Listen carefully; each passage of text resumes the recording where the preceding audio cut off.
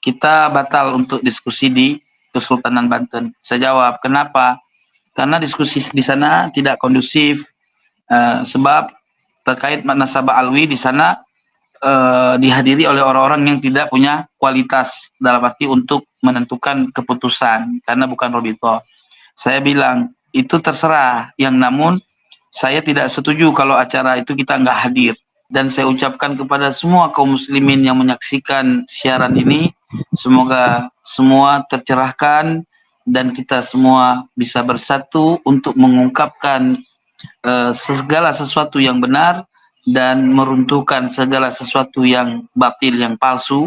Dalam hal ini adalah tentang keterkaitan kepalsuan nasabnya Bani Ba'alwi yang memang tidak terverifikasi dari segala kitab-kitab turas, dari mulai kitab nasab, kitab tarikh, dan kitab-kitab tentang kesufian juga tidak tertera.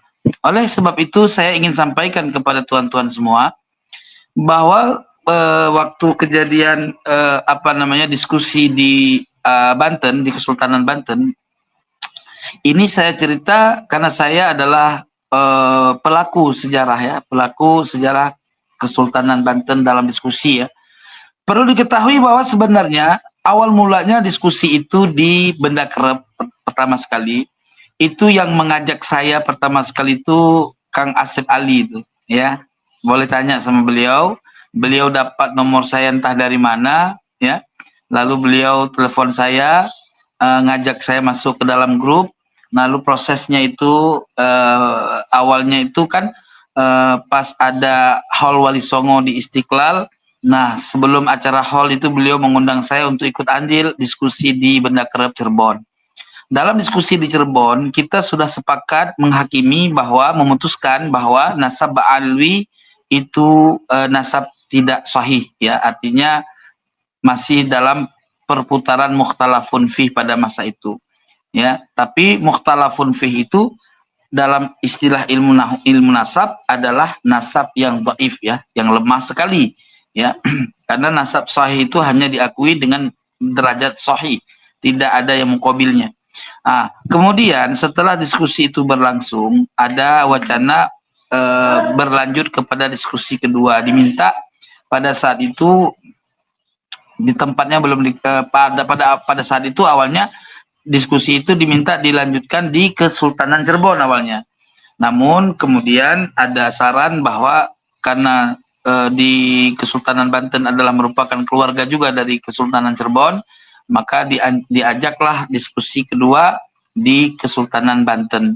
Nah, pada saat diskusi itulah teman-teman yang dirahmati oleh Allah, ya,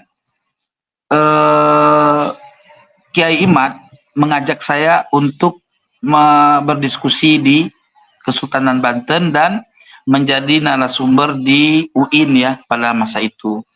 Nah, berjalan waktu, singkat ceritanya, begitu hari H ingin terlaksananya diskusi tersebut, karena Kiai Imad mendengar kabar bahwa Robitoh tidak hadir untuk membahas nasab mereka, ya, sementara mereka juga diundang, namun mereka tidak mau hadir, maka Kiai Imad mengatakan kepada saya Polri, kita batal untuk diskusi di Kesultanan Banten. Saya jawab, kenapa? Karena diskusi di sana tidak kondusif, sebab terkait nasabah alwi di sana dihadiri oleh orang-orang yang tidak punya kualitas dalam arti untuk menentukan keputusan karena bukan Robito. Saya bilang itu terserah, yang namun saya tidak setuju kalau acara itu kita nggak hadir karena ini nanti akan menjadi framing besar bagi mereka. Kalau Kiai Imad tidak mau hadir dikarenakan Robitoh tidak, nggak apa-apa Kiai Imad, nggak masalah, itu baik bagi saya. Tetapi saya sendiri akan datang ke sana untuk diskusi dan minta sama Kiai Imad untuk memberikan surat surat tertulis pernyataan mewakili diskusi ke Kesultanan Banten terkait nasab Ba'alwi. Nah, beberapa hari ya, kurang lebih 4 hari atau 5 hari sebelum acara berlangsung gitu, Kiai Imad datang ke tempat saya, ya. Kiai Imad datang ke tempat saya bersama Kiai Mogi, ya, Gus Mogi, Bagus Mogi, datang ke sini untuk memberikan informasi terkait nanti bahan-bahan diskusi yang akan dibicarakan di sana. Beliau mengatakan nanti di sana itu bukan diskusi nasab yang mereka inginkan, Tengku, katanya. Loh, kok Kiai Imad udah tahu duluan? Saya sudah punya prediksi. Mereka akan mengoreksi karya tesis saya. Di situ yang akan dikupas nahu-nahu, beliau bilang. Saya bilang nggak mungkin, Kiai. Ya, nggak mungkin bahas nahu karena yang kita bahas itu nasab gitu. Ya terserah kalau Tengku nggak percaya, ya tapi Tengku harus punya bahan lah untuk masalah nahu. Oke, siap, nggak masalah. Nah, singkat cerita, Kiai Iman nggak tega kalau dalam diskusi itu hanya saya. Lalu Kiai Imad melobilah Tuan Guru Gus Abuya Yusuf untuk ada memilih siapa yang punya kompeten ilmu, maka diwakililah juga Gus Jajuli, terus Kiai Muhammad Salim dari Cilacap, terus siapa lagi ya, Kang Jai, terus ada 5 lah kurang lebih waktu itu. Saya agak lupa yang satu namanya. Nah, saat itu Kiai Imad saya tanya, Kiai Imad, seandainya dalam diskusi besok wakilah daripada Robitoh, mereka mewakili Robitoh, apa Kiai Imad siap hadir? Katanya kan gitu. Saya tanya, kalau mereka memang benar mewakili Robitoh, saya pantau dari jauh, kata beliau. Nah, ketika mereka mengungkapkan statement untuk ikut serta dalam diskusi, ya kan? Nah, sebentar. Dalam diskusi di apa namanya? Dalam diskusi dia jadi ada ikut serta mewakili Robitoh, maka saya langsung hadir dengan kendaraan, gitu loh. Bisa dipaham ya? Nah, terus apalagi ada Taufik Segap, artinya ada ketua Robitoh, itu nggak mungkin saya nggak hadir, pasti saya hadir. Cuman biar Tengku sama rekan-rekan lain aja duluan. Nanti saya memantau dari jauh. Seandainya saya memandang bahwa mereka sudah hadir di situ dan apa namanya mereka semua benar-benar mutlak mewakili Robitoh, saya langsung hadir, Tengku. Tenang, gitu. Oke, saya semangat. Siap kalau begitu, Tuan Guru.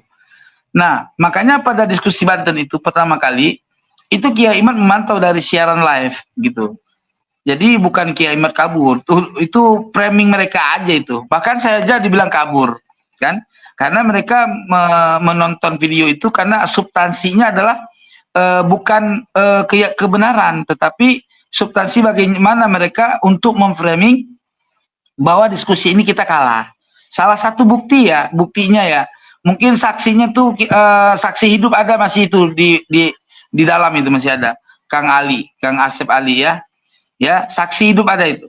Ketika terjadi diskusi sudah selesai, ya kan itu ada narasi ceramah siapa namanya, Waalaikumsalam. Narasi ceramah Kiai Qurtubi ya. Beliau berceramah begini-gini. Nah, sambil ceramah itu saya malah mau sholat karena saya pikir kalau nanti nggak saya sholat nanti panjang lebar bicara lupa waktu sholat. Akhirnya saya ke tempat wudhu. Saya sholat zuhur. Sekaligus kalau nggak salah saya jamak itu kan. Nah, setelah itu selesai, saya duduk lagi.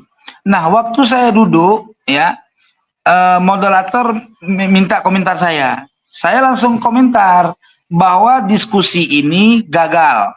Saya jujur apa adanya, saya nggak merasa menang dan saya juga nggak merasa kalah dalam diskusi itu. Karena kita tidak mewakili Robitoh semua itu. Dan saya mencabut perwakilan daripada Kiai Imad karena sama-sama tidak mewakili kan gitu. Ya. Jadi personal diskusinya. Itu bisa didengar secara detail ya. Lalu saya katakan diskusi ini gagal, saya katakan. Karena apa? Karena tidak menemukan satu keputusan yang akurat dan kusil. Jadi saya anggap diskusi ini gagal. Namun kegagalan diskusi ini bisa kita perbaiki ke depan. Saya berharap diskusi ini harus dilanjut dalam proses 6 bulan ke depan. Itu semua hadirin ngangguk-ngangguk itu. Bahkan saya keluarkan kata-kata begini. Ke depan Kiai Imad harus hadir. Robito harus hadir. Jangan kita-kita lagi yang hadir. Mereka harus hadir. Kalian, ya, kalian semuanya tarik Robito, tarik orang-orang Robito untuk datang ke sini diskusi. Saya wajib bagi saya untuk menarik Kiai Imad datang ke sini untuk diskusi. Itu statement saya. Semua tepuk tangan macam itu. Artinya mereka setuju, tuan-tuan yang dirahmati oleh Allah. Nah, tapi yang sungguh aneh tapi nyata, saya anggap diskusi itu curang juga, ya, bukan karena apa-apa ya. Bukti, setelah statement saya keluar, ya, saya pulang, ternyata Qurtubi membacakan satu narasi dengan bahasa kalau diskusi ini sudah memutuskan nasabah Alawi Sahih. Ini dusta yang paling besar ini. Gitu loh. Inilah yang membuat framing mereka semua. Ini settingan ini. Makanya kalau ada Tuan Guru Tubagus Ibrahim harus bisa menjelaskan persoalan ini. Gitu loh. Maka oleh sebab itu kebetulan Tuan Guru Tubagus Ibrahim, beliau mungkin saat ini sedang ada di Mekah, ya. Nah, ini saksi bisu. Saksi bisu apa saksi mata nih? Kang Ali, Kang Asep. Saksi hidup. Nah, saksi mata ya. Nah, narasi saya atau penjelasan saya tadi saya potong-potong, intinya kejelasannya seperti itu. Dalam diskusi itu saya dikeroyok. Ya, untung pandai bersilat saya. Kalau nggak pandai bersilat, gigi saya rontok tuh. Nah, oleh sebab itu teman-teman yang dirahmati oleh Allah, yang saya sampaikan ini 14 menit, 15 menit ya, saya anggap cukup. Mungkin nanti bisa kita sambung dengan wawancara selanjutnya. Endingnya diskusi yang kita terakhir berakhir dengan kesepakatan bahwa harus diulang kembali dalam 6 bulan ke depan. Karena kebetulan 6 bulan ke depan itu terjadi adanya apa namanya ya, pemilihan umum ya, pemilihan umum lah intinya. Makanya ditunda sampai sekarang. Kemarin saya sudah pernah datang ke Kiai Tubagus Ibrahim untuk merealisasikan diskusi kedua ya. Saya ingin bertemu sama Qurtubi, sama Buya Qurtubi. Tapi Buya Qurtubi menghindar diri, artinya mungkin dia masih kesel kali sama saya. Saya maluin dia dalam ilmu nahu, ya sudahlah, nggak apa-apa. Kata beliau, saya nggak ada di tempat. Akhirnya saya wawancara sama Tubagus Ibrahim dan sama beberapa rekannya yang lain untuk mencari solusi terkait diskusi kedua ini, season kedua. Dan Tubagus Ibrahim sangat senang, sangat mendukung diskusi ini. Apa yang dipertanyakan tadi terkait masalah apakah Ba'alawi ini ketersinambungan sanadnya kepada Rasulullah atau tidak, sebagaimana yang sudah pernah didiskusikan ya. Perlu diketahui, mungkin banyak orang juga bertanya, siapa itu Ba'alawi? Kan orang kampung ini nggak ada yang tahu sebetulnya. Ba'alawi itu apa sih Ba'alawi itu? Orang mana sih dia? Ba'alawi itu adalah siapapun orang ya yang menisbatkan dirinya kepada Ubaidillah ya dengan berbagai macam marga yang berasal dari Yaman, yang dipanggil di Indonesia dengan perkataan Al-Habib secara kalimat mufrad, secara jamak dipanggil Al-Habaib ya. Mereka terdiri dari bermacam-macam marga. Ada diantaranya Al-Attas, As-Segab ya, tulisannya As-Saqaf, dibaca oleh orang itu As-Segab. Ada Al-Idrus ya, Al-Mahdali, Al-Baiti ya, bin Yahya, dan banyak yang kalau kita sebut satu persatu panjang lah ya. Ya, intinya banyak marga itu. Al-Hidrid apa tuh? Al-Hidrid ya, Al-Madahid, Al-Madajid apa Al-Madahid itu kan. Ribet bacanya kita.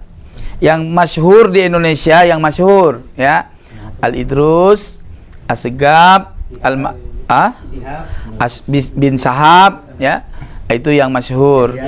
Bin Yahya gitu kan. Itu yang masyhur itu, yang umum. Al-Habsyi. Al-Habsyi ya, benar, Al-Habsyi ya, As-Saqaf. Nah, semua mereka itu sebetulnya ibarat pohon pisang kan. Kalau pisang itu kan ada tandan namanya ya, tandan ya. Dalam satu tandan itu kan ada sisir ya. Ya. Nah, ini persoalannya di tandan. Tandannya itu kan ada batang tuh yang apa? Yang menyangga ke batang pisang ya kan? Nah, itu Ubaidillah ceritanya. Ubaidillah. Karena Ubaidillah ini fiktif, nggak ada orangnya, ya. Bukti fiktif nih, gampang banget kalau mau buktikan kalau memang Ubaidillah itu asli ada orangnya. Ya, pertama, makamnya Ubaidillah itu palsu. Kenapa palsu? Ya, kalau nggak palsu coba buktikan, jangan nunjukkan makamnya, boleh jadi digali. Apa ada orangnya? Kan gitu loh. Ya, ini bukannya sentimen, bukan, fakta nih. Di dalam kitab Tahdzibul Ansab itu jelas banget dituliskan bahwa ya Said Ahmad bin Isa An-Naqib itu dia hijrahnya ke Basrah. Ngapain? Jualan minyak. Gitu loh. Jadi pengusaha minyak. Wafatnya di situ, tinggalnya di Basrah. Kapan pergi ke Yaman? Adapun yang meriwayatkan pergi ke Yaman itu semua cerita seperti cerita maling kundang. Gitu loh. Nggak ada riwayat. Ada cerita, tetapi tidak ada cerita yang sezaman. Kalau ada, ya buktikan dari kitab apa yang menyatakan Ahmad bin Isa bersama Ubaidillah itu berhijrah ke Yaman. Tapi harus kitab yang sezaman. Gitu loh.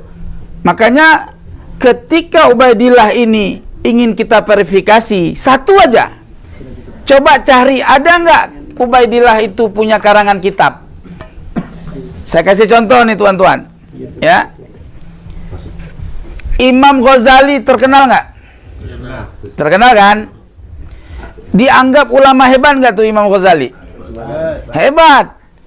Ketika kuburannya nggak kita temukan, ya, bagaimana cara kita memverifikasi bahwa Imam Ghazali itu ada orangnya? Keturunannya kita nggak tahu nih sekarang, ya, belum kita teliti. Tapi Imam Ghazali bagaimana kita meneliti orangnya ada? Karya tulisnya.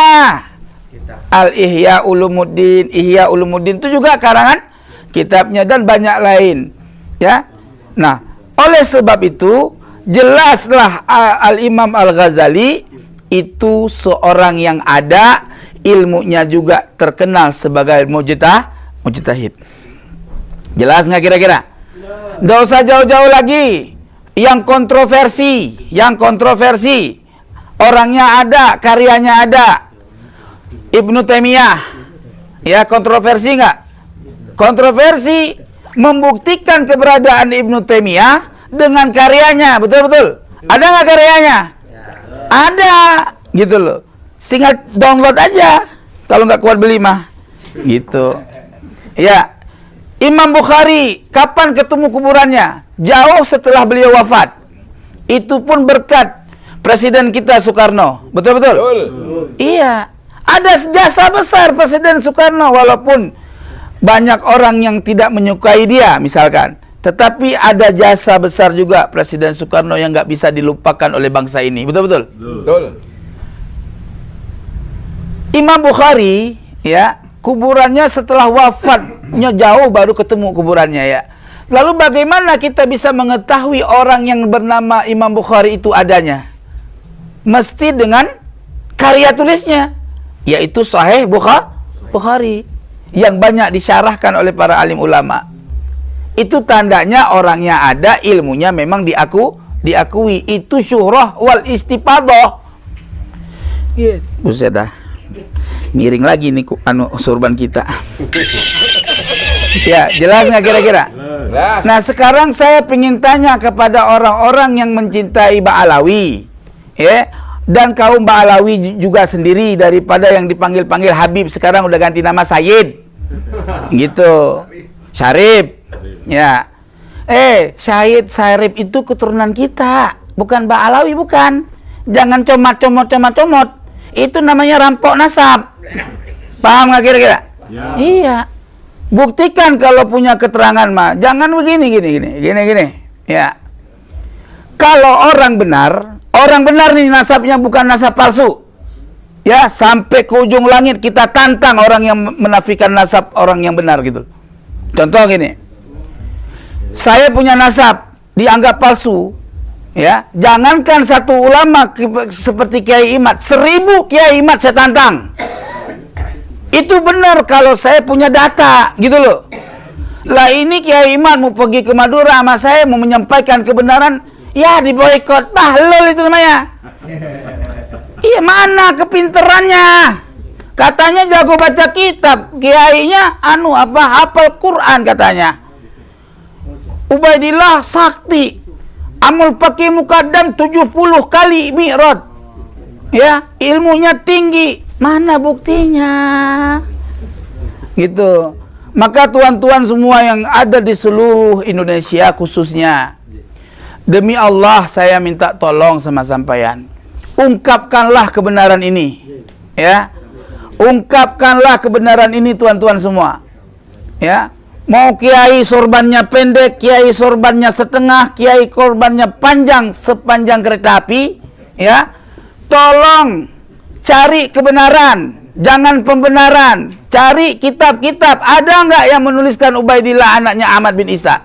Tetapi jangan kitab yang kemarin sore. Lah Ubaidillah hidupnya 400 abad 4 Hijri. Masa dalilnya abad ke 12 atau abad ke-9 Hijri, kan offside. Begitu loh.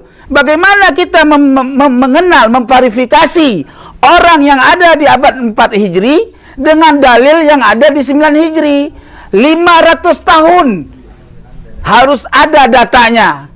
Loh, dulu-dulu katain keturunan Wali Songo orang ada. Iya, betul-betul. Ya sekarang keturunan Wali Songo udah maujud nih. Udah ada kelihatannya. Punya manuskrip.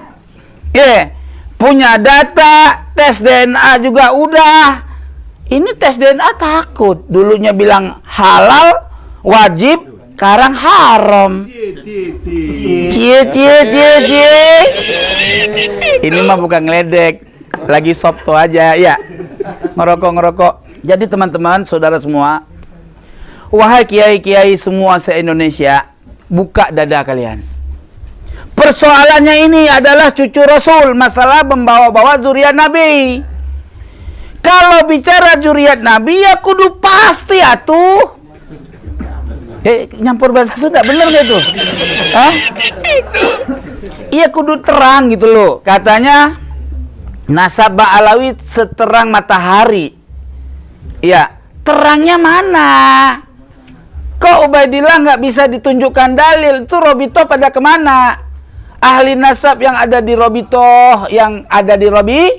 Robito pada kemana aja? Itu buku-buku nasab yang udah disebarin, tanggung jawab dong. Kasihan tuh Habib-Habib itu itu buku nasab dia mau dibawa kemana? Munsibnya itu kemana tanggung jawabnya? Lah ini timbang lawan 2 orang, 3 orang di se-Indonesia, Kiai Imad, Said Mudakori, lagi nongol sama Kiai Mogi, sama Gus Paki, ya, Gus Abbas, ya, baru timbang lawang kayak gitu udah pada takut. Apa pakai sistem nyuruh kiai-kiai cemen-cemen suruh tantang kita? Jangan begitu, ya. Jangan begitu. Maka oleh sebab itu saya mohon kepada kepolisian, tolonglah berikan kita untuk menyampaikan kebenaran di kalangan masyarakat dengan hak. Kalau kira-kira yang mendukung Mbak Alawi punya ilmu, ya datang diskusi baik-baik, santun. Enak kan bawa kitab. Sharing gitu loh, sharing. Jangan kayak kemarin debat kusil ya. Begitu tuan-tuan, mungkin ini aja yang dapat saya sampaikan. Mohon maaf lahir dan batin bila mana ada kekurangan. Al-insanu mahalul khat'i wan nisyan. Saya manusia, bukannya malaikat dan bukannya juga para nabi. Saya bukan wali, manusia biasa yang kudu banyak salah. Kalau saya salah, kasih nasihat. Kalau saya benar, ambil kebenaran itu karena dari Allah Subhanahu wa ta'ala. Saya akhiri. Ya, jumpa ini dengan saya buka kacamata saya. Ya.